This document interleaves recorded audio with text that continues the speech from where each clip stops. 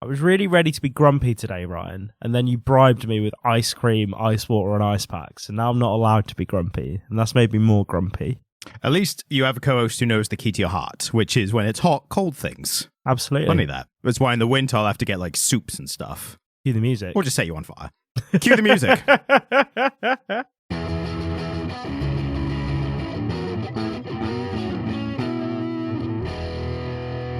Hello and welcome back to the Comic Lyria podcast, the podcast where I, Ryan, also soon to be known as Comic Stan, get my friend who doesn't like comic books, but I like comic books. And I say he doesn't like comic books. He's getting on board with comic books, but it's not his main thing. He's more of a book nerd, if you know what I mean. But the main point is, I make him read some, and then we talk about them. So we get the perspective of someone who's literary, but not comic literary, as of the name of the podcast.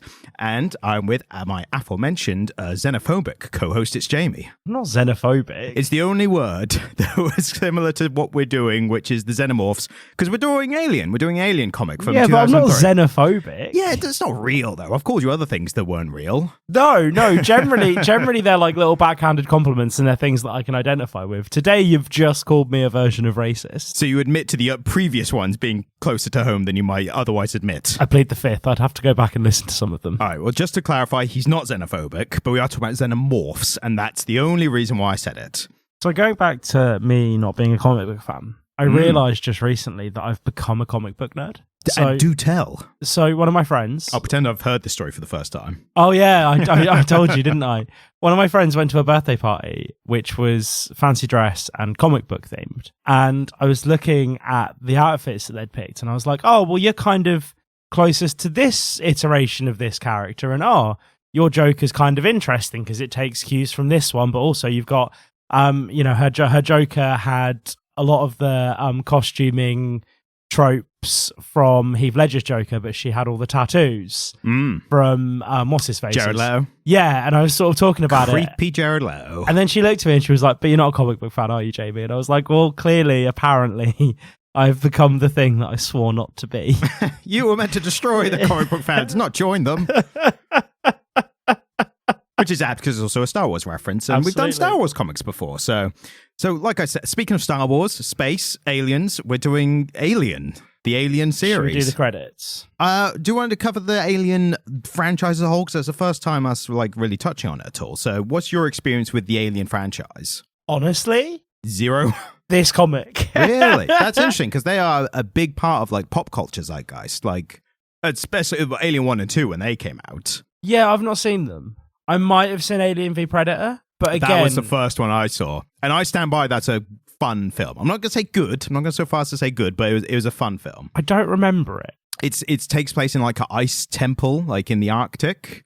And there's aliens and predators. I've not seen it. I might have seen Alien vs. Predator. What's it having it? Aliens and predators? No, I haven't seen it then. I don't remember an ice castle. Ice temple. Yeah, underground. You don't properly see it from the outside, but it's a fun one. I've dipped in and out of the Alien franchise. As I said, Alien vs. Predator was my first experience of it as a kid, and I don't know if it's that nostalgia of when you see stuff as a kid. 12A stuff when you're just getting into 12As, you're like, yeah, these are awesome. And now people apparently say it's really shit, and I'm like, yeah, it's not that bad. Then there was Alien vs. Predator because you 2. liked it when you were 12. Well, it's what we have with the Phantom Menace. It's that same kind of situation, isn't it? Yeah, it is. Yeah, it's very true. But then after that, I did then go back and watch some of them because they're so well known. And what's interesting about them is there's a unique thing that only two franchises I've seen have ever done. Yeah, it's Alien and Terminator. And what happened was, in similar times, they had released the first film, which was a horror-esque film. It was a horror. Terminator 1 is a woman being chased by an unkillable killer, basically, right? Sarah Connor, yeah. Sarah Connor. And Alien is a crew isolated on a ship in the middle of space, and there's a monster hunting them. That. Yeah. So they're very horror-esque films. And then the second ones in the series then turn into not even horror, action, full-on action. So Terminator 2, biggest action film of all time. And then Aliens, it becomes these space marines taking on an army of aliens. And it's explosions and gunfire and big mech suits and that kind of stuff. So I've always found it interesting. Those are two franchises that do that specific thing with the franchise. Yes. A small horror and then a big budget action, and they're both considered great. Like, everyone loves, like, for the most part, most people love both of those Even films. though there's a huge tonal shift between the first and second installment. And how many franchises can say that? I mean, Community. Yeah, not film. Not the same. I like Community, but that's not the same. But No, because it's better. I mean, they rip off like Alien and Terminator, so Do they? yeah. I mean, they parody it, they homage it, like. Do they? Yeah, Specifically? in the horror episode, you know when everyone's turning into zombies? Yeah. You know when Troy comes out in the cardboard get-up, like Yeah. mech suit? That's aliens. Oh, okay. Yeah, so And then I suppose Kick Puncher is kind of... very Terminator, yeah. Or more RoboCop, though, I suppose. More RoboCop, but then, yeah, it's in that kind of wheelhouse, isn't it? Yeah. It's a little tidbit story it's like an anecdote. I don't think it's proven, but it's out there. So James Cameron did the second one. I think it was Ridley Scott did the first Alien film, and then James Cameron did the second. And apparently the studio were like, Alien was a big hit. We need to do a second one. Like, what's your idea? And the story is he went into this boardroom with all the studio execs or whatever, and there was just a whiteboard, and he wrote Alien on the whiteboard. And then at the end of the word alien, he put S for aliens. And the execs went, ooh. And then, yes, he put the $ symbol in the S. And they were like, Again, whether that's real or not, we don't know for sure. But it's a fun story that... I really want it to be real. At the very least, someone very creative made it up. So yeah. Then following that, you had Alien 3, which is an interesting one. It's a mess. Like, it's a renowned bad film. I saw it years ago. I can barely remember it, which maybe tells you that. It was directed by David Fincher, but it was his first bloody Fight Club and Girl with the Dragon Tattoo, Gone Girl. So I've seen Fight Club. I prefer the book. Well, you would, wouldn't you? You would. Chuck Palahniuk's just a really good writer. David Fincher's a great director. Isn't Chuck Palahniuk Chuck Palahniuk's one of the few writers that you've actually read, isn't he? Years ago, yeah, because of Fight Club.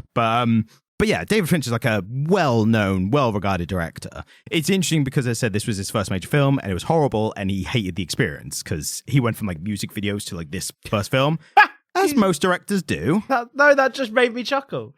Like he went, I mean, that would be a galling experience, wouldn't it? Well, I mean, a big experience for most. Apparently, this was a shit show because they just didn't know what to do. They had ideas all over the place. Right. To the point where David Fincher is like, yes, I know Aliens 3 is bad. Like, I know. You don't have to tell me. But interestingly, I did see that apparently Christopher Nolan, apparently when he was a kid or young or whatever, he saw Aliens 3, came out of the cinema and went, the director who did that, David Fincher, who wasn't a name at the time, was like, he's going to be huge. He claims that he knew that from watching a terrible first attempt at a film. It's interesting, isn't it? Yeah. Was this a young Christopher Nolan? Yes. Or... Yeah. This was before he was into films. Like, he was a film nerd, not a filmmaker at that point. And then Aliens 4, cash grab, just bringing Sigourney Weaver back, even though she really didn't want to, but they offered her more than enough money. And then fast forward to Alien vs. Predator, which we covered, which are... First one's fun, second one's not so fun. The big finally versus, like one of the big ones of those films. And then the zenith of the Alien franchise, this comic book. Not in that order, I wouldn't say, because then you also have Prometheus, which was Ridley Scott returning, I think. Right. Now it's like a big, like a space opera, not even opera, like space epic kind of thing, like still dark, like. I remember hearing about that. I didn't see it. No, a lot of people saw it, but I think people were kind of mixed on like it wasn't an alien film. Like it's in the alien universe and it's about the creation of the aliens, but it's hard to describe. It's really kind of all over the place. And then after that was Alien Covenant, which was the sequel, and they were like, we have to put Alien in the title because people need to know. Like we didn't have that with Prometheus. Yeah. And then that was horrifically bad, apparently, to the point where you had space people, like astronauts, going like landing on a planet and then going, can we breathe the air? Yeah, it's probably fine. Like cool. Astronauts like doing that. So it was ridiculed for that. The one thing I like about the Alien series is somebody who has now consumed one piece of media about the series that I do not like, is that the aliens aren't greys. Oh, of course no. They are designed to be the ultimate killing machine. Yeah, they're not just like, E.T. Yeah, no, like one could argue the complete opposite of E.T. Do you think that's where the spectrum is? E.T. to Alien? Yeah, that makes sense, actually. Yeah, I can get behind that. And right in the middle, Alf. Because he eats cats, but he's lovable. Does he eat cats? Yeah, I think he eats cats, yeah. I'm pretty sure we didn't have Alf in England, but I like hear about him from like, pop culture and whatever. Yeah. So speaking of, like, before we get into the comic, what do you have any questions or anything about like the lore of aliens? Like, was anything confusing going into this, or did you get a good idea of like what their deal is? Yeah. They're hunters. It's even more fascinating now. We do the whole, you're not a comic book fan, but you're reading comics. I think this is very interesting. You are a alien virgin, and you're coming into this with no prior experience. Yeah. Seeing what that's like for you. And maybe you could argue we could have had a better thing to introduce you to the aliens with. But beyond that, what's your general kind of like first impressions of the aliens? Oh, I'm not going to consume a single piece of alien media for as long as I live now. Because based on this. Yeah, it was hot garbage, Ryan. I enjoyed it. I enjoyed it while objectively knowing that it was at best fine. Like, that's my kind of objective and subjective take. Right. I enjoy like alien stuff. Yeah, but you like pro wrestling. Yeah, exactly. That's why I don't mock anyone else's taste. Yeah, this is it. This is it, isn't it? I can mock other people's taste for being pretentious. I think I've got that one little thing. Like, you do, still, yeah, you do. I can at least say that, because then I could be like, I'm a bloody man of the people. I watch pro wrestling. So. Exactly. Yeah, this is it, isn't it? I watch rednecks cuddling. Like extreme cuddling. Yeah, I watch rednecks do extreme cuddling. Hey, I've shown you Japanese wrestling. Yeah, the hard style stuff's quite cool. Strong style. I'm sorry. Hard style is probably something else. Hard style, I think, is a type of techno. It's probably everything's a type of techno. Like, it's, yeah. And they all sound the same to me. I listen to progressive cheese techno. I'm sorry, any techno fans that are listening, but I don't think there's a big crossover between the techno people and the comic book people. You've pissed off our one techno fan. Yeah. If you are a techno fan that also happens to listen to the podcast, write in, give us some recommendations. Exactly. So, with regards to the comic, and start with some credits, and naturally, we start with the writer who was a Declan Shalvey, who I think we have read something of before, but I can't remember. I literally only just now found that name familiar. And art by Andrea Broccardo as well. Well, that's, I think, the penciling by, and the actual coloring is by, it turns out actually the penciling's by Andrea Broccardo and Declan Shalvey. For the flashback specifically, apparently, which they specified. And the colors by Ruth Redmond and, again, Declan Shalvey for the flashback. So, writer's done a bit of the art for certain parts of this as well. Cool. So, overall, General, what's your overall take on the comic? Ugh. Could we print that as a quote for them? Yeah, absolutely. How do you spell that? It can go on the back cover of issue 5. It's difficult for me to talk about because it was boring without being bad. We've had a few of those recently, haven't we? Yeah, it's just so mid that it doesn't make it, like, nothing in it really triggered my ear or my ire. Like, there was nothing in it that I found particularly iresome. There was nothing in it that I found particularly egregious. It just didn't captivate me in any meaningful way. That's fine. I definitely would not describe any part as captivating me either. No. But I had the related experience of like, oh cool, they're doing this thing, like, and enjoying it just on a very surface level way. Yeah. So I definitely enjoyed it more than you, but I agree with your assessment of the comic, if that makes sense. Alien is the franchise that has the alien coming out of the chest, right? Yeah. I mean, that happens several times in this comic. Yeah. Cool. Well, because I didn't know if they were parodying something that parodied Alien. Yeah. The thing is, it is one of those things. Like, that first Alien film is so ingrained in pop culture that people, it's like a lot of people, like our generation especially, know a lot of stuff from The Simpsons without knowing what it's originally from. I saw the prime example. I saw the Shining episode of The Simpsons years before I even knew what The Shining was. Well, yeah, of course you did. The Shining's dark. Oh, exactly. But the point being is I knew the tropes. So if I met and spoke to someone, even after finding out what The Shining was, I could speak to someone about The Shining just by going off the Simpsons tropes. Yeah. And they did a whole episode, so that might be slightly different. But it just goes to show, again, how big that thing of Alien was. Yeah. And what about the face hugger egg kind of situation? Was that interesting at all to you? I mean, yeah, it was fine. Yeah. It was just all a bit boring, Ryan. That's fair. I'm struggling to find anything interesting to say about it because it was very paint by numbers. I found the dialogue to be quite stodgy. Yeah, very basic. The dialogue was basic and also really forced, and there was an attempt to capture individual voices there, but it made people sound like a pastiche. Like, oh, hey, dude. You know, I just felt really forced. There was very little that was compelling in the artwork. The artwork was super basic and super dull. I tell you what it was with the artwork, and we'll say starting with the arting. Like, let's start with the arting. We're on that page.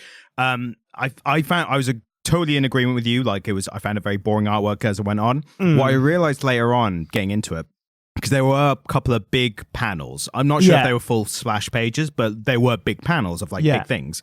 And what I realized getting into it was I liked the penciling, but the coloring was so drab. Like it was muted colors without. I feel like this is the thing I always bring up is like whether the colors are muted or not, because we see it a lot in comic books. Yeah, I feel like if you're going for muted colors, you have to have like a really exciting story, like an engaging story. It needs to be a creative choice. It just didn't feel to me that anything that was really happening on the page was a creative choice. It felt like is there an alien thing coming out? Is this why we're talking? Yes, about this? Alien Romulus is coming out. It's meant to be a whole return to form because it looks like the first Alien film again. Going to be a horror flick. Yeah. Oh, yeah. It's definitely going that route again. And I tell you what, one other big bit of media that I forgot to mention, which was probably my strongest experience of the Alien franchise, was there's a video game, Alien Isolation, which is amazing. I heard that was really good. So good. It's like you're stuck on a spaceship and you don't see the alien, but it's chasing you. You see it sometimes, but it's after you. And what's especially great about the Alien as well is it's got an AI feature, and AI is a term used very loosely here, but it's got a learning algorithm where it learns how the player plays. So whenever you see the alien, you've barely got anything. You can't fight it for the most part. Like eventually in the game, you get a flamethrower, and even that just scares it off. Like you can't actually kill or properly fight it anyway. So you're constantly running and hiding. And the ways you run and hide, you can use like distractions and stuff like that. You can hide in lockers. You can hide under beds. But it learns which gameplay mechanics you favour. If you're a runner, it starts chasing you. If you're a hider, it starts looking for you. Yeah, and even little things like if you throw a distraction and go the other way, at first it'll like really investigate the distraction. Like you make things and it's like you throw a thing that makes a lot of noise in one direction, go the other way. Yeah. But it learns like at first it'll really investigate the distraction, and then later on it'll react to it, and then it'll go, no, they're going the other. It's which very platform smart. Was this on? All of them back at the PlayStation 4. I was asking which generation. Around Xbox, PlayStation 4 kind of era. Xbox One, PS4. Yeah, it might have been earlier. I must have. I must have played mid on to late 4. 2010s. Yeah, around that time. Yeah, I tell you what really reminded me of it was in this comic. There's a bit where the main character's looking at a motion tracker thing. Yeah. So it's that quarter of a radius, like a radar thing. They have that in the game, and I got like mild PTSD seeing that again because you see where the alien is on the thing. Yeah. So sometimes you'll be looking at it and it's near you, but you can't see it because it's in like the air vents or whatever. And you're fine as long as you're not under a grate, because then it'll just literally come down on you and stuff. Yeah. So I've had the experience of being like, where is it? Where is it? Like, it's going this way. Like, yeah, exactly. So fun little remembrance. And if you haven't played Alien Isolation, 100% give that a try. It's one of the best games I think in the past like 10 years. Wow. Like, it's just because it's so unique. Like there's rarely anything else like it. Like there's runaway games like Outlast and what's that? Other games like that where you can't fight the thing. But yeah. Anyway, off on a tangent. With regards to the art, again, the muted color is very kind of boring, but I did appreciate the penciling more as I went on. Like I thought it was good in parts.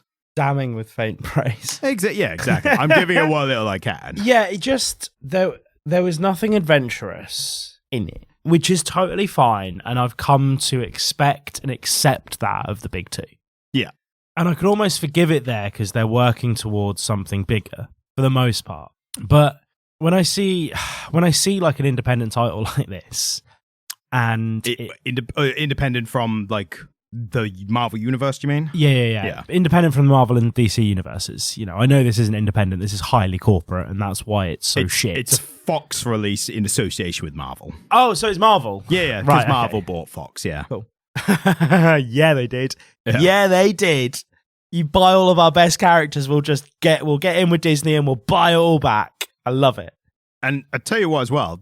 Did Marvel buy Fox exclusively just to get the X-Men back? and I mean, Spider-Man. X-Men, Fantastic Four, I mean, all the properties, like, just to own and do stuff with. But they didn't actually want Fox. They just wanted all their shit back.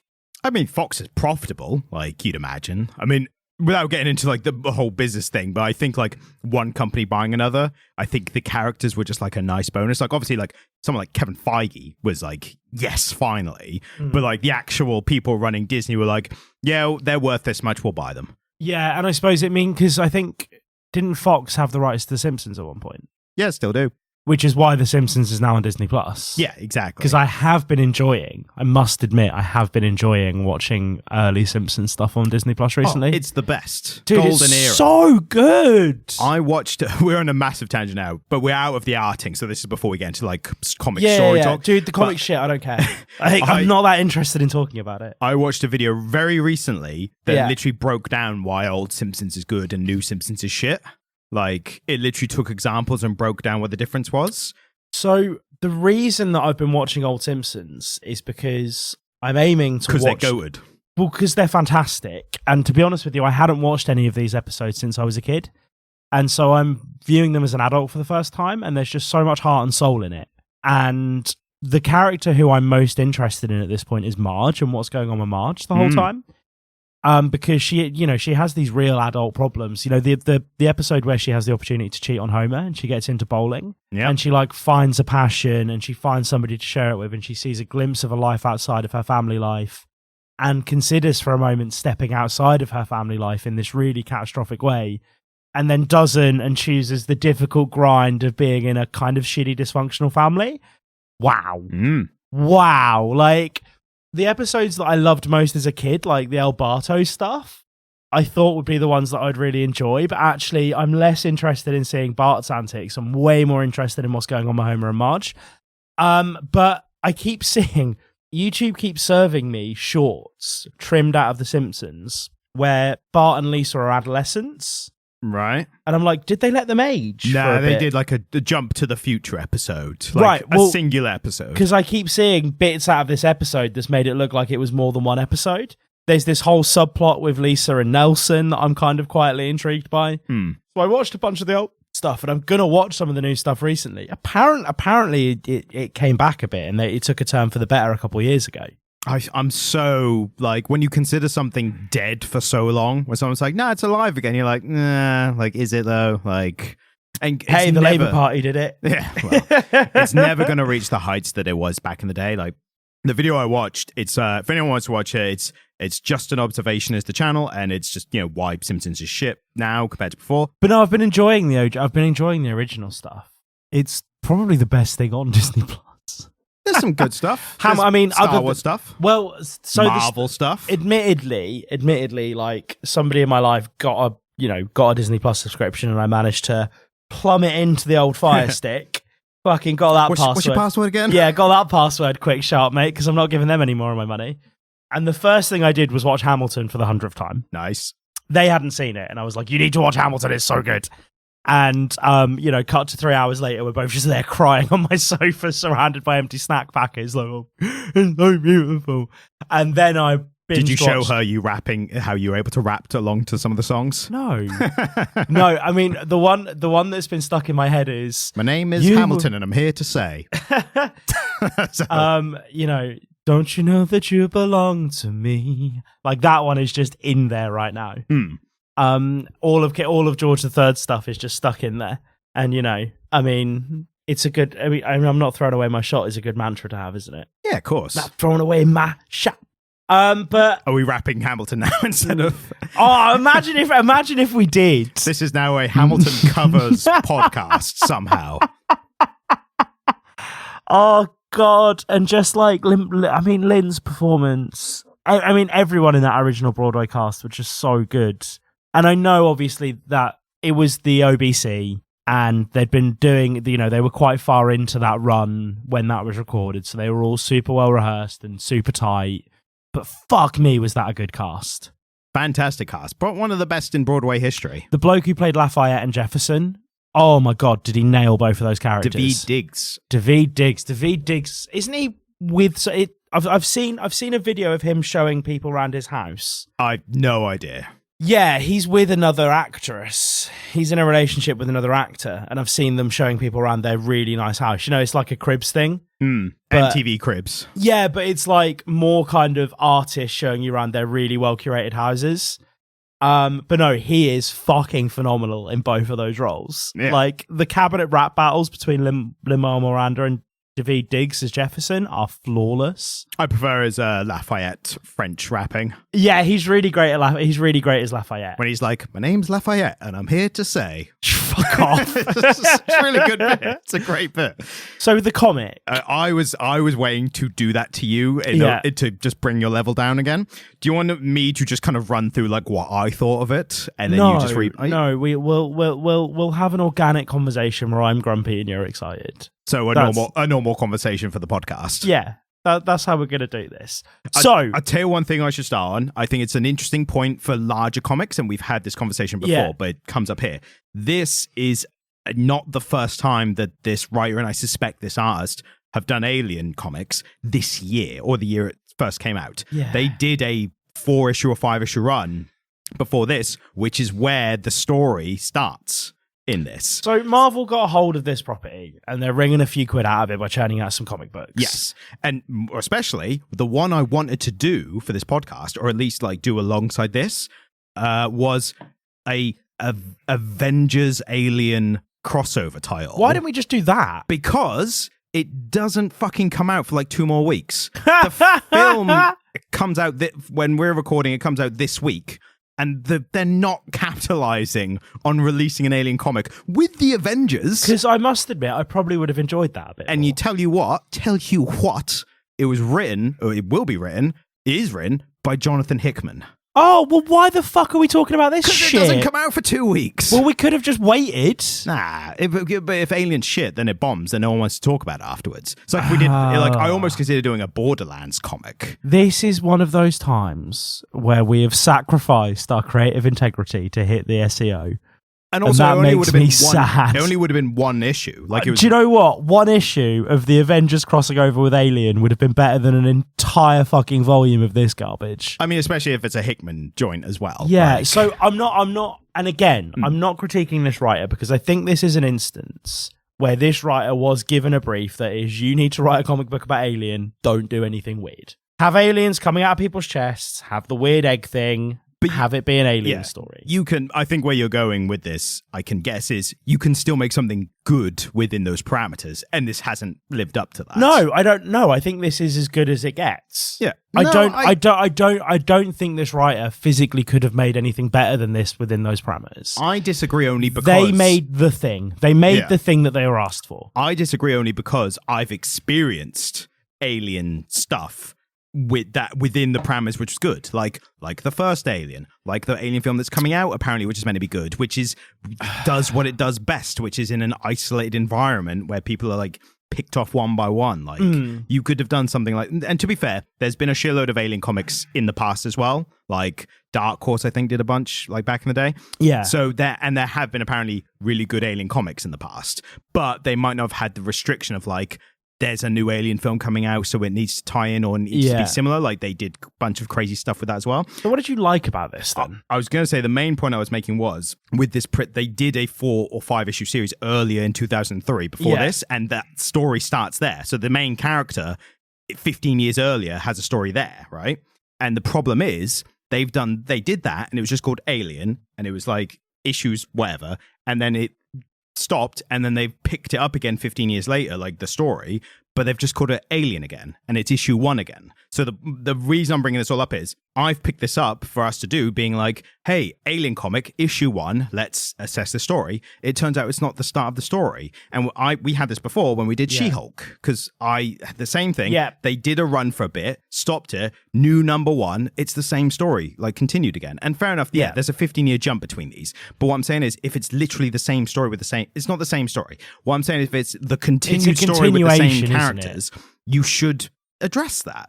And I know why they've done it this way. They're capitalizing on it being a number 1, because number 1s are more popular because people start at the beginning of things. I didn't feel particularly lost in it though. No, it was easy to understand, but like which isn't a positive point. No, and to be fair, I don't know if you did. I read the bits at the beginning of the issues, and that tells you like the stuff that's happened. So I was starved for content here, right? So I wasn't lost. But my main point is, I don't know whether we'd enjoy it, regardless of the quality of this or the previous one. It's still irksome that we're picking this up, going, oh, this is continued off the previous story, and there's no mention of it in the all. It's a trend that it's a trend that you've been noticing, isn't it? Yes, and prime example of like it done well.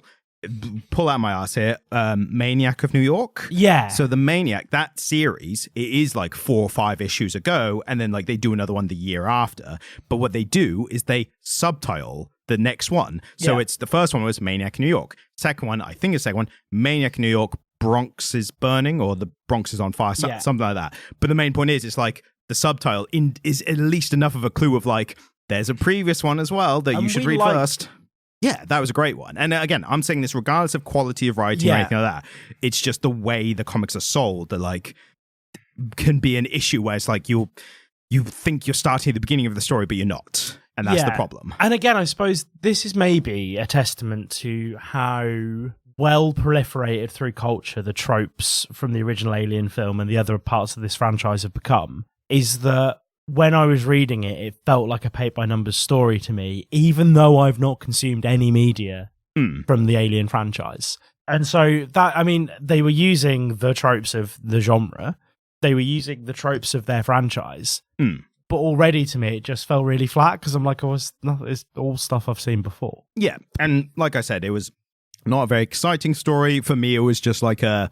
Would you like to run us through the story today? Well, you summarize the story? No, would you like to? Yeah, I'll give it a go. If you let me summarize the story, I think it's just going to turn back into me talking about The Simpsons. The most tangent of tangents possible.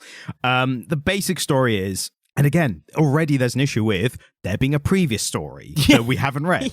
But the previous story is some people want to... No. Let's not talk about the previous story. Let's just talk about this one. This is what we were given. Okay, so there's a team are going to a Arctic moon planet to recover a spaceship hired by a company. And the problem is there's fucking aliens. Like that's the story, isn't it? And there's a subplot of a character who's going for different reasons, because it turns out this character had been there 15 years prior with their family and was going for alternate reasons. So that's basically the story. And we're going in full spoilers now because it's 4 issues. We've not recommended it well. So, but if you do want to read it before hearing what the story is, I feel like if I told you the story, like, yes, there are technically spoilers, but there's a couple of bits right at the end that are maybe spoilers. But you telling me the story is probably as entertaining as the listener reading it. Yeah, exactly. Yeah. I wouldn't recommend the comic, but if you want to read it now. Because now we're getting into the whole Let's get into it. So, yeah, I enjoyed the alien references purely from I recognize that point of view. Like, I accept that that's like my enjoyment level. And that sometimes is enough for me with a thing that I like. Sometimes it's enough for me that I can just nudge the person next to me who's maybe not as into a particular media franchise as I am and go, oh my God, that's a really fun reference to something that happened in the 90s. Yeah. Like when they're landing, there's a corpse with a dead face hugger next to it. And I'm like, ooh, that's because there's aliens going to be there. Fun thing. And I used the term fun very lightly here. Right at the beginning, you see this white alien. Yeah. And you go, I generally, I was like, is that a normal alien that's just covered in snow? And that's just how they look in the cold or what? And I completely forgot about it. And then later, the white alien shows up. And I went, oh, I remember you from the page 1. Yeah. Like, I recognize you.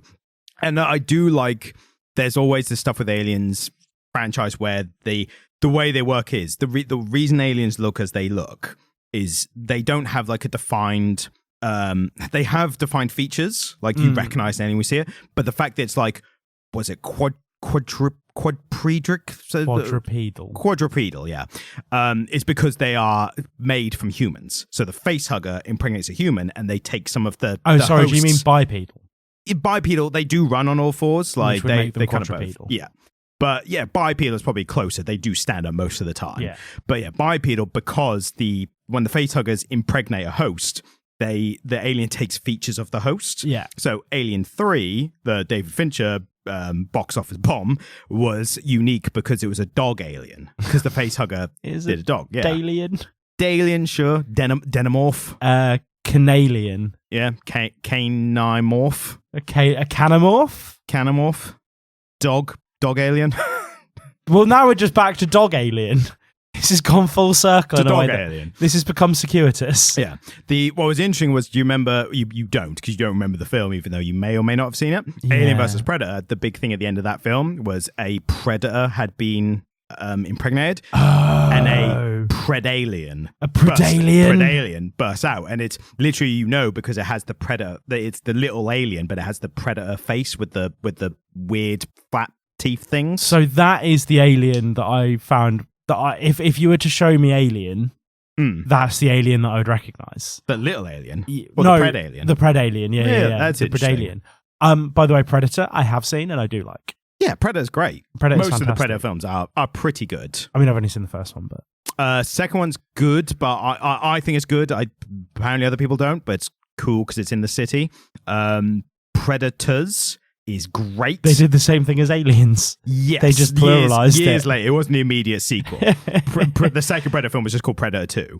But Predators is great, has Adrian Brody on an alien planet. And then you've got The Predator, which apparently is horrifically bad. Right. I haven't seen it for that reason. And then they did a great one recently called Prey. And that one was especially good because it was set in Native American time. And it's like an earlier version of The Predator, dealing with like Native Americans and colonizers, like French colonizers, I think, at that time. Yeah, it makes sense. But that's like the fact that they're so reduced in technology, like both sides, like is it's a really great film. Like, yeah, that sounds interesting. Yeah. But so the alien, when you see the white aliens, the thing for me knowing all this was I was like, oh, they're hosts of like a different type because they're different. They must be like an alien species. They've hosted that way. Yeah. So I got that. Again, just a little bit of like, ooh, like that's something. Yeah. But for you who doesn't know this, you're just like, different kind of alien. Yeah, like, it's different just, color it's alien. just a different color. But the white ones are fighting the black ones. Nothing new there. Well, yeah, fucking A. Like, but so little things like that I enjoyed. But for most, the story is not even like barely worth talking, really. Like, because there's nothing to it. No, again, I think there is only like the bits I found interesting. The story is a premise. A vehicle for just alien stuff. Yeah, in any other medium, this story would be considered the premise. Yeah. And then the story happens to the backdrop of this, the story is, as you very eruditely put, people turn up at a place and there are aliens there. Yes. That's all that really fucking happens. And even in some points, it's almost like to a comedic level, because there's a point in the story where in classic horror film fashion, there's a couple having sex. Yeah. And it then reveals, one of them's like, oh yeah, no one will hear us here or something. And it just almost pans to, in a way a comic book panels can, that there's just an alien standing there and he's just staring at them. Like, it's not even like an alien attacks them during. Yeah. It just shows that he's just there watching. Like he's just hanging out. Like a pervert. Like Prince Andrew. Yes, just watching them bone. Well, no, because they were of age, so it wouldn't be a Prince Andrew. We should probably bleep out that guy's name both the times we say it. Really? I don't know, like... I feel like he's prime target for being mocked for that. Is it treason? I think if he heard about a comic book podcast making jokes about him being a nonce, I think he'd probably say something along the lines of, no sweat. And now we have to leave it all in. Now we have to, because you actually turned it into a joke. Exactly. I'm proud of you. I'm proud of us. So speaking of, like, you were putting how, like, drab the dialogue was. Oh, like, God. Prime example here. I don't mind boring dialogue. Like, I say don't mind. I'd love great dialogue, obviously. Yeah. I don't mind boring dialogue, but I really take offense to corny dialogue. Yeah. And the bits that, and there's not much of it, but the points that happens was notable where, when the alien catches them and then they, I've got another point to make on them, what they do with the alien, but when they survive, the woman goes, well, I'm never having sex again. Yeah. And it's like, this is a dire situation. Like, what are you saying? But yeah, you're making a bad joke. Or like right at the start, where, we were introduced to all these people talking about the fact they haven't had a mission And then someone turns up and they're like, oh, well, now we've got a mission. You better go. All stations go. And it's like, oh, fuck off. So I made note of that. Same exact like sentiment. What it was I think even more egregious, or the same amount of egregious. They have a mission, but they're waiting for it. And as they're talking about like, bloody hell, we've been waiting ages to start this mission. Like, when's it going to start? And then the main person goes, well, it's starting right now, actually. Like, what are the odds? It's just dumb. Yes, exactly. And I tell you what, as well, like classic tropes of a horror generally, but also especially with aliens and alien stuff. The first alien they run into, big, scary, couple caught having sex and all that. And then he just gets shot and killed. Whoever the alien is, he, she, they, got killed immediately. And it's... I don't think the xenomorphs even have genders, so that was probably irrelevant to like even make a point of. You could have just used they. Yeah. It's they or she. They or she. Yeah. She, they. But they just kill it immediately. And we know the aliens' pronouns. I haven't asked. I didn't have time. Do they give their pronouns at any point in the book? No, they're too busy killing, I believe. But I just love killing. I just love killing me. But yeah, they kill it immediately, and I'm like, that just reduces the threat level, like, so quickly, like the floor. Yeah, because immediately then it becomes it's an issue, like these that dangerous things. That guy's post-coital. I don't know if they completed. Did they not? I don't know. So he has a lot of pent-up rage. That's how he was able to kill it. I'll fight it like face on.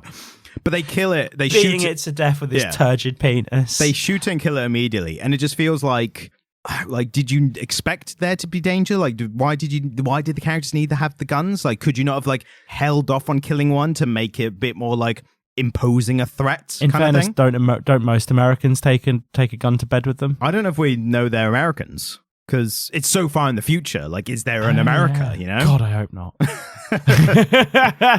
I've been to the year 3000. There's no America. Yeah.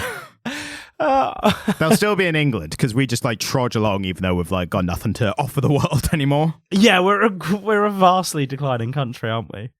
So yeah, my main issue was they didn't treat the aliens like a big enough threat. I think it would have been way more interesting if it felt like a bigger, more imposing threat was abound. I'm going to be honest with you, mate. It would have been way more interesting if it was the instructions for an IKEA Billy bookcase. I mean, have you built a Billy bookcase? Yeah, it's quite challenging. Exactly. It's quite a difficult build. It becomes interesting because you go, wait, what the fuck? Like, what was that last part? Like, go back 2 pages.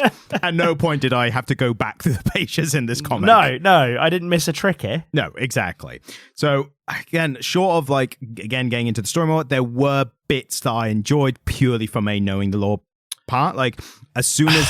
Which I think is valid. I think, and I think this is sometimes something that comic books can provide, which is it's a low-cost way for people who own an intellectual property to give you more content from an intellectual property. Like, making a film is very expensive. Making a comic book is relatively cheap. Yeah. And so if you are particularly into a franchise and you find out, oh, fuck, there's some graphic novels, I will read them. Yeah. It's the reason I think that I remember the Pokemon manga so fondly. A, it's very good, but B, it was a bunch of like primary source early 90s Pokemon content that I got to consume as an adult. And so probably why you enjoyed the Dragon Ball Z, the original Dragon Ball manga, despite its glaring problematic flaws. Yeah, absolutely, from the forgotten episode, the lost episode of the podcast. Lost episode of the podcast, which we are legally bound not to talk about. Yeah, man, that was a challenge. Oh, that was a challenging recording. And yeah, so like that is a function that comic books can serve culturally. Is that if you are into a franchise, if you're a particular fan of the Alien franchise and you just want to see some aliens coming out of people's chests, then yeah, fucking have a shit comic. Like, I tell you what, I would have made it a little better as well. And again, low bar, maybe more violent alien kills. Like, totally. Because you see the aliens get shot to pieces. You see the robots get torn apart, which we will get into it a bit more depth as well.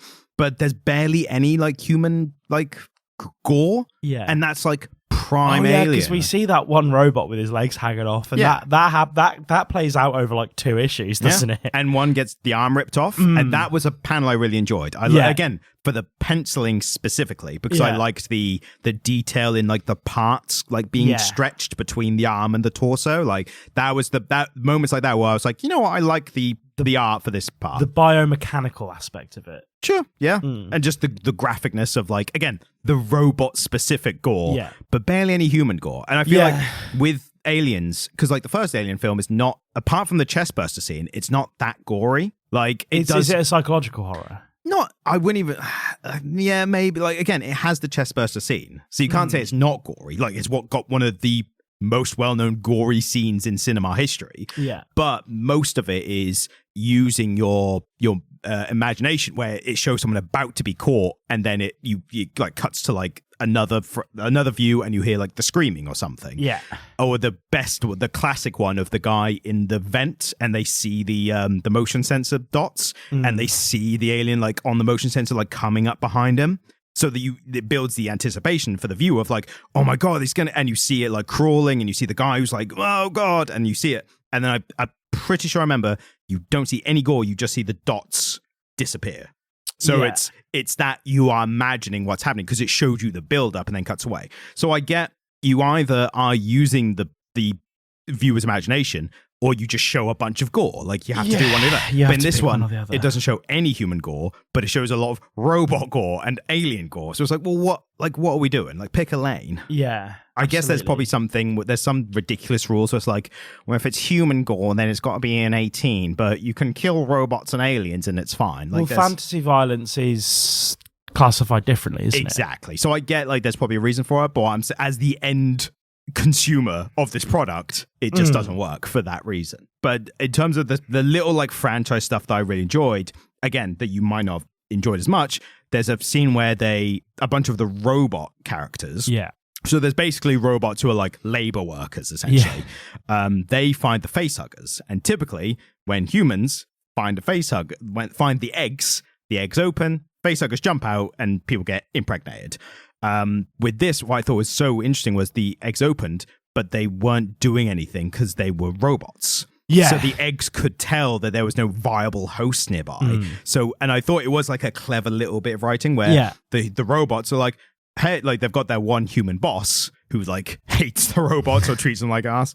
And there's a metaphor in there somewhere. Exactly. Bloody Beyond, was it Detroit Beyond Human? It was a game that had that as a message. It was like, what are you going to talk about, like artificial intelligence or whatever? It's like, no, it's going to be a slavery allegory. Like, I don't think that's a good idea. But the robots are like, yeah, come in. It's not moving or anything. Like, it's still like you can come in, it's fine. And then the human comes in and gets then face hugged. Exactly. So I thought that was like a clever little bit of like, something's going to happen.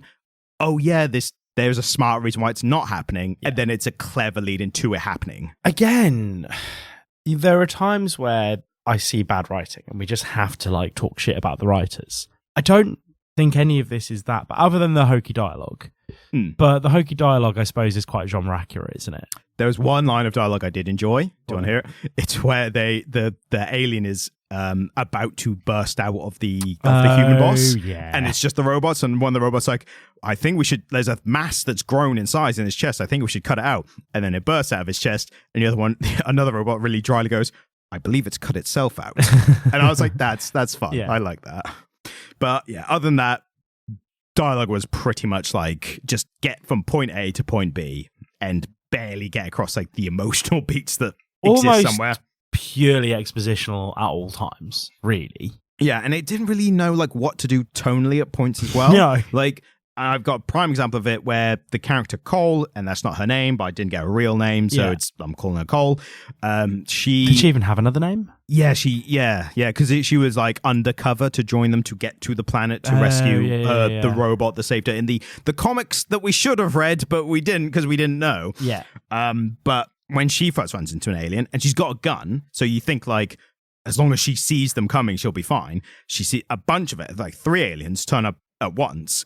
And I liked that she shot them in a really panicked way where she missed them all and shot the like degrading stuff like ceiling above her, and that caused a collapse, and that's kind of how she got away. Yeah. And I liked that. I was like, oh cool, she's prepared, but she's not like she's not mentally prepared. Like, but then while she's falling, one of the aliens is under her, and she like holds it to the alien's head and says something like, I don't know, like get shot in the face, bitch, or something like that. I know it ended in bitch. So she went from realistically panicked and reacting like people would to then cool in quote marks action hero line. Yeah. I was like, what are you trying to do? Like, pick a lane. Yeah. Pick a lane. How are you trying to present her? Like, I enjoyed I thought that was one of the most interesting parts, was her missing all the aliens. Yeah. Like, she theoretically, how easy she took out that first one. Yeah. She could have just mowed them all down. And when she didn't, I liked that, because I was like, a lot of people would talk a big game, and then when presented with the situation, just go, and then they'd shit themselves miss. like she did. Yeah. And then she recovered quickly enough to do a cool like faux MCU quip, like kind of thing. So yeah, a prime suddenly example. Thinks she's fucking Deadpool. Exactly. Yeah. And Deadpool would have had a better line because he's funnier. Well, I mean, depending on the comic. Yeah, depending on what era we're talking about. But let's not do that. I mean, if we're talking about the films, it's pretty consistent in the films, thanks to good old Ryan Reynolds. Thanks to good old Ryan Reynolds. Who will probably be in the MCU hopefully soon. Until he's 90. Until he's 90. I actually watched Endgame today. For the first time? No, second time. Okay. I've been refamiliarizing myself with some of the Marvel stuff. Mostly for this, if I'm honest with you. Because it felt a bit disingenuous of me doing this podcast and not having a fucking scoop what's going on in the MCU. Fair. So I rewatched Iron Man 2 recently, which I thought was okay. Better than it gets a rap for. Way better than 3. Yeah, well, yeah, definitely. And then I rewatched Endgame today and was like, this is okay. I really like Tony Stark's arc in it. I would put Endgame up there as one of the greatest, I would say. Like Infinity War and Endgame combined especially. Yeah. But even as separate films, I really love. I didn't dislike it. I enjoyed it. What's your favourite MCU film? The first Captain America film. Really? That's an unusual choice. Or is it the first Captain America film? First one's World War II. No, it's the one with Bucky in it. Winter Soldier. That's a popular choice. Winter Soldier. I like Winter Soldier. And I think that's it's either my second or my fourth, depending on where I'm putting Infinity War and Endgame. Yeah. But my number one is Civil War, which is another Captain America film. Yeah, Civil War's really good. Civil War's fantastic. Yeah. Like, it's Avengers 2.5, and it was somehow better than Avengers 2. Yeah. But yeah, fantastic film. Introduced bloody Black Panther, Spider-Man. Like, it does a lot. And it's a great adaptation of an original comic story. That scene where Spider-Man turns up to fight Cap, and then he gets to the end and he's like, "Oh, I did it, Mr. Stark." And Tony says, if Cap wanted to lay you out, he could have done. Yeah. I don't know if that was in that film or a later one, like where I can't remember what point that is, but I'm pretty sure it's Civil War. The only reason I think is it might be in a Spider-Man film where I think he's making the point of like, it's post-Civil War, and I think he's making the point to Tony Stark. He's like, I can do stuff myself. I took on Captain America. And then Tony Stark's like, he would have fucked you up if he wanted to. Okay, yeah. But that scene where he fights Cap is really fantastic. fun. When Bucky tries to punch him and he just catches the punch. Yeah. And he just, whoa, is that a metal arm? And you could tell like Sam Wilson and Bucky Barnes are just like, ugh, he's a quipping teenager. He's a kid. Like, ugh, Jesus. Like, when they were running along and Spider-Man's he's either crawling or web swinging like past them, and they look out and he's like, what the hell? And Wilson's like, everyone's got to have a gimmick now. As if Birdman doesn't benefit from a gimmick. He's Cap now though, isn't he? Yeah, he's going to be Cap. Yeah, he is Cap now. He's good old Captain America. Quite excited for that. I'm really excited for it, especially Red Hulk. Harrison Ford being Red Hulk as well. Yeah. Have we seen Harrison as Red Hulk yet? Not properly. We've seen like a part of Red Hulk, but I think there was footage at D3, is it? Or D23, whatever it's called. Yeah, but, the big conference. Yeah, but it's not like come out properly. Like you can see it on, apparently you can see it on like phone camera footage of the screen kind of thing, but I was like, I'll wait to the film. Like I'm fine. I'm not that desperate to spoil it for myself beforehand. Yeah, totally. So back to the comic. Do we have to? The only other parts I was going to mention was I really like the art on, again, the drawing specifically of, when the alien is suspended in the tank. Yeah. And again, another little cool bit, which I think there are some of along this. It's just the bigger, grander thing that's boring. Again, this isn't garbage, it's just dull. Yes, but the part where they decide, like the two robots are deciding what to do with the aliens, and there's a big history in the Alien franchise of robots being fascinated by the aliens. Right, okay. And why?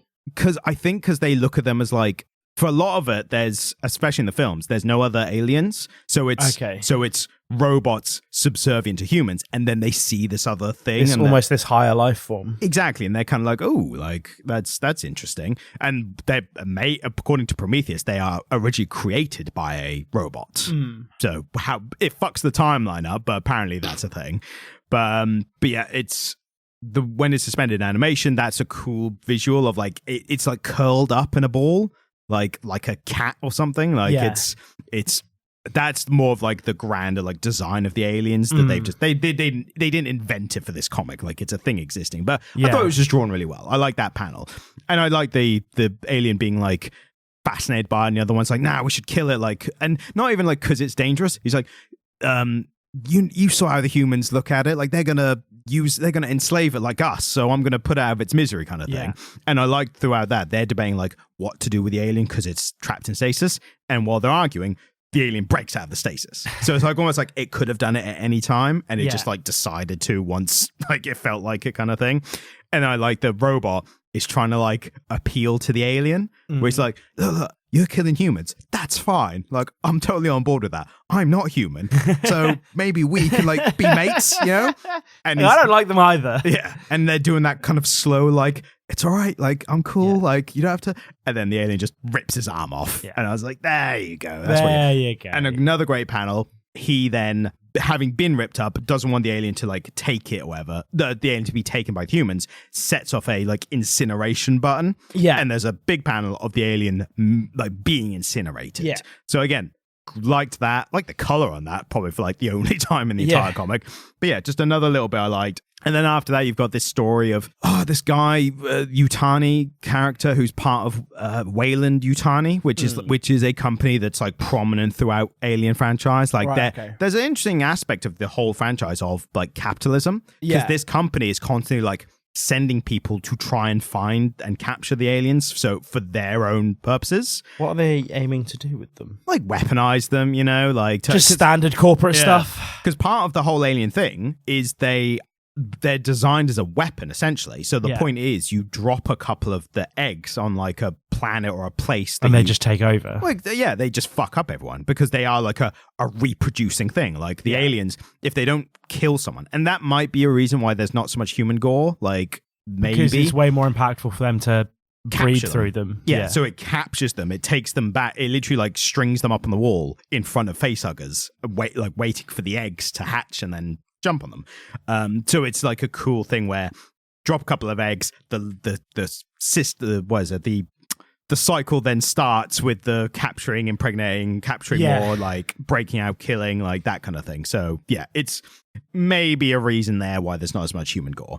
But yeah, beyond that, there's the kid who's like a Yutani kid who may, spoilers for the comic, may have turned out to be a robot or something. Yeah. And maybe I think that stuff is meant to lead on to like future volumes of this Alien series. Possibly. But again, who cares? Like, yeah, it just there's not enough to it. And I think this is part of a wider conversation that we've been having for the past sort of 6 months to a year, whereby tie-in stuff isn't very good. It feels forced. Yeah, and sometimes you get a gem, but we haven't. No. Yet, have we? But I mean, the other side of the coin, we might get with Jonathan Hickman's Avengers vs. Aliens. Like, that could be great for that's really interesting. It's written by an acclaimed writer. It's written by an acclaimed writer. It's using one of the hottest properties that Marvel has right now. Yep. I mean, we're probably going to see Cap. We're probably going to see Thor. We're probably going to see Iron Man at some point, depending on what iteration of the Avengers they're using. That could be really fun. That could be really, really fun, watching some big names, you know, deal with a planet that's fully infested with aliens. In a few months, once that's come out or enough of it to do, should we do that as an episode and we can compare it to this? We can call it Alien: The Redemption Arc. Yeah. Or Alien $. And then it's a deep cut. It's a comic literate deep cut. If you know, you know. If you know, you know. Exactly. If you know, you know. Tell you what, the only other thing I think you'll enjoy this because it's a big complaint on it. Right at the end, and again, if you don't want spoilers for this mid-comic, like, don't listen to this next minute or 2 or 5, however long we talk about it. But right at the end, the robot that Cole has come back to find The aliens are now swarming the place. Yeah. And the robot's like, get out of here. Like, we're fine. The Yutani kid's woman is revealed to be a robot, which I was like, didn't see that coming. Don't care enough. But I was surprised, I guess. But he's like, no, get out of here. The aliens are going to swarm the place. And I've just set off a nuke as well. So get out of here. And then she leaves. He should have led with that, really. Yeah. And she leaves like she left 15 years ago, which was the end of that story. He saved her in the same way. And then I think to try and change the ending from the last one, she goes back. Yeah. But she doesn't go back to save him, the robot. She goes back to die with him in the nuke, Which right? is dumb. It's dumb. And it's also, why didn't the robot be like, what are you doing? Yeah. Get out of here. Like, I'm making a noble sacrifice. You are fucking it up by You're ruining my noble dying. sacrifice. Like, he literally just goes, he says something about, oh, I couldn't leave you. You're my dad somehow. And he's like, you're just like your mother. And then they die. You're just like your mother? Yeah. And then they die like at the end of Rogue One, except way less interesting. Yeah. Except it doesn't make sense. Not a great film in Rogue itself. One's it's the best Star Wars film. I think it's my favorite. Objectively, all right. Your favorite Star Wars film? It's my favorite Star Wars film. Fuck off. It's the Star Wars film for people who hate Star Wars. No, Rogue One is not your favorite Star Wars It's my film. favorite Star Wars The film. corridor scene is cool. Yeah, the whole film is cool. Isn't it cool that all the characters die at the end? I mean, yeah, but it's not the best Star Wars film, bud. That's the Phantom Menace, obviously. A lot of people... Look, I love the Phantom Menace as well. Don't get me wrong. But we are... I'm joking. I don't know. Joking about I mean, to be fair, actually, of our age group, like, a lot of people like us saw it as a kid and like it. I just ignore Jar Jar Binks. I mean, ultimately, I actually quite like Revenge of the Sith. Yeah, I mean, that's a good one. Like, absolutely. I mean... I guess Return of the Empire is probably like the best film. Empire Strikes Back. Empire Strikes Back. I'm thinking Return of the Jedi, which is also pretty good as well. Bit rushed. Empire Strikes Back is probably my favorite. Yeah. Return of the Sith is great for the big fights between, the big melodramatic fight between Obi-Wan and Anakin. It's over, Anakin. I have the high ground. No, you were meant to destroy the Sith, not join them. It's the best lightsaber Rogue One fight. is your favorite. Yeah, that's mental. But mate. also, I really enjoy like Clone Wars and Rebels and Mandalorian because that's like Clone Wars is very Jedi, but like Rebels and the Bad Batch, I really loved. That was recently. Yeah. That's the least Jedi stuff, and that's why I like it because I think I feel like over an abundance of Jedi stuff in Star Wars. So now we're getting non-Jedi stuff. I'm like, this is pretty good. I think my favorite piece of Star Wars media is Obi-Wan. That's interesting because that's not a lot of people's. I really liked it. I really like parts of it. I think the overall story, I was like, I enjoyed it. Like it was good, but I definitely wouldn't class it as my favorite. Favorite series, I think for me, is it Rebels? No, it's got to be Andor because Andor is the TV show to Rogue One. So yeah, it's got to be Andor. I'm shocked by that, Ryan. I'm surprised you're shocked. I'm surprised. I thought we'd mentioned it shocked that your favorite Star Wars film isn't one of the original trill. But that wasn't our era. Like I can objectively say that they're really good. Like I mean, they're not even that good. Yeah, they're just great. Do you know what I mean? Like they're not particularly good, and they haven't aged all that well, particularly because they've been fucked with so much over the years. I think they must have been great at the time, like from the reaction alone. From the 70s. Yes, yeah, exactly. But I'm pretty sure my dad went and bought multiple tickets to go and see the first Star Wars film. But that was back when if you didn't see it in cinema, you had to wait ages to like get a VHS, didn't you? And then find somebody who had a VHS player. Yeah, exactly. Like not working class people didn't have fucking VHS players in the 70s. I don't even know when VHS came out. It might have even been like the VHS release of the first Star Wars film probably didn't come out until after the second Star Wars film was out. The only time I've in recent years at least seen a film twice was I did see Deadpool and Wolverine twice. Yeah. Mainly to see the part that I missed in the first time. Oh, did you? Have you actually been back to see Deadpool? Yeah. What did you think of it second time round? That's good. Yeah. I enjoyed it. Like I've not seen it yet. Knowing the cameo. I mean, there was like a good 10-15 minute chunk that I was like going to be new for me. My dad has a fun story about the 80s, by the way. I mean, who doesn't? But go on. No. He backed Betamax because Betamax was obviously a better system. A lot of people say it was better. And he'd saved up a bunch of money to buy himself like a nice home entertainment thing. And he like did all the research and he was like, this is clearly the better system. This one has to be the one that sticks around for the longest, right? So my dad had a Betamax. And I'm like, you should have kept it. I would have loved to have been able to plug it into a CRT. And because I've never seen one work, I don't even really know what they look like. That is the most hipster thing you've ever said. So I really like, and we are really getting off topic now. I mean, we're done with the topic. Like. Yeah. I just have a real fondness for like old analog technology. Oh yes, I know. Like I just find it so charming and so interesting.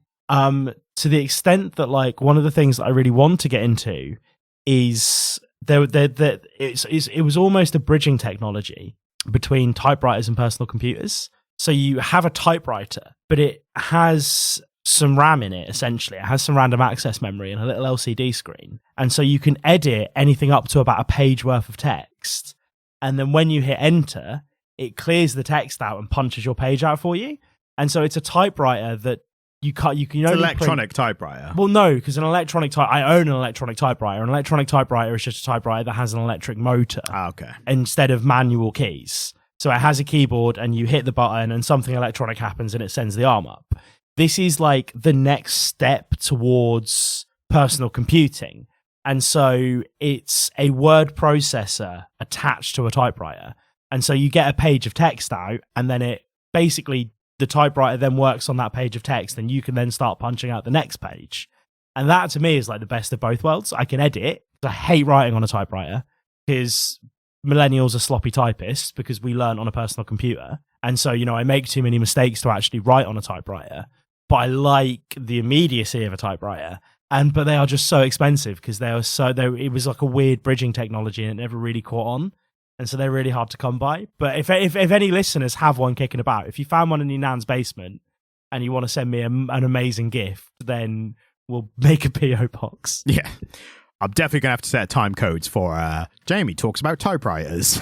Typewriters are cool, man. I tell you what you might enjoy, somewhat coming back to the topic before we end the episode. In the Alien Isolation game, one thing they did which was really cool is... It's the least organic tangent. No. Is because the technology and the screens and stuff in the first Alien film is like what they thought spaceships would be like. Yeah. So it's obviously like fucking basic as hell. Well, it's like screens. radars, isn't it? Radars and like text, right? Like .com kind of stuff. But the fact that they were in space with DOS space. The fact that they were in space with that, obviously years later, we're like, well, that's silly. But then they explained in the Alien universe because they said what it was in this universe, the spaceships are so difficult and so power draining to like get into space. Yeah. They have to save energy by reducing the computing on the ship. So like the screens and stuff, that's why they look old. And then in Alien Isolation, they have those screens in a modern game. So it's that's kind of technology and stuff in it now. So you might enjoy that aspect of it. That's quite cool. So I think we've tangented enough for this episode as much as we needed to. This is a very tangenty episode, isn't it? It is. So thank you so much for listening. If you want to leave us a review, you can do so wherever you get your podcasts. If you want to send us an email, comicliterate@gmail.com. I think last episode we said that we were working on building a community space. You said we. It sounded like a you idea. Yeah, it's a me idea that I've not done yet. But hopefully by the time this episode's up, there will be a subreddit. And if there is, I will get Ryan to ADR the name of the subreddit in. It'll probably be Comic Literate. Yeah, probably. I'd be surprised if that's taken. But yeah, we'll work it out. And like, I know that you exist. I know that you exist and listen to the podcast, but I don't hear from you. I'm talking to you, the listener, directly right now. I'm addressing you. And so I'd love to hear from you. And so we picked Reddit because we kind of felt that, or at least I kind of felt that Reddit had the most synergy with who we're aiming this at. I feel like we probably will do a Facebook as well of some kind. Yeah, but I feel like our audience are more likely to be on Reddit than they are on Facebook. But our age group is more likely to be on Facebook. Yeah, I know, which is wild. But then we cover both bases. But yeah, I just want to build a space where you can come and chat about the podcast, and I just desperately want to hear from you. I want to know like what you think of it and that kind of stuff. So obviously, we've not given you a place to do that, but you as the listener, if it's up and Ryan ADRs over the name of it, head over, have a look, leave us a comment, and we'll just see kind of what happens. I'll be there, and we can just talk about the fucking podcast, man. It'll be great. And I've got a Riddler video out, which... Shit, have you actually put it out? Yeah. Oh, dude, congratulations. I'm so happy for you. Yeah, I'm not exactly happy about it, but it was a great learning experience. I'm more excited about my next video. My next video is going to be a deep dive investigative piece, real deep subject, which I won't reveal now, but I think when people see it, they're going to be like, finally, this big question is answered. Wow, you know? Cool. Yeah. I'll tell you off air, but... So... You are not soon to be known as Comic Stan. You are finally actually Comic Stan. I technically am Comic Stan now. Yeah, officially. Well done, bro. Yeah, I'm proud of you. Took long enough. And we've been doing this podcast for 2 years, and you have been soon to be known as Comic Stan for that entire time. Do you think I should just leave it like that? No. Soon to be, or currently known as Comic Stan. Yeah. You're the artist currently known as Comic Stan. And then eventually I'll be the artist formerly known as Comic Stan. Yeah. Yeah. Absolutely. Looking forward to it. Thanks so much. Goodbye. Thank you. Goodbye.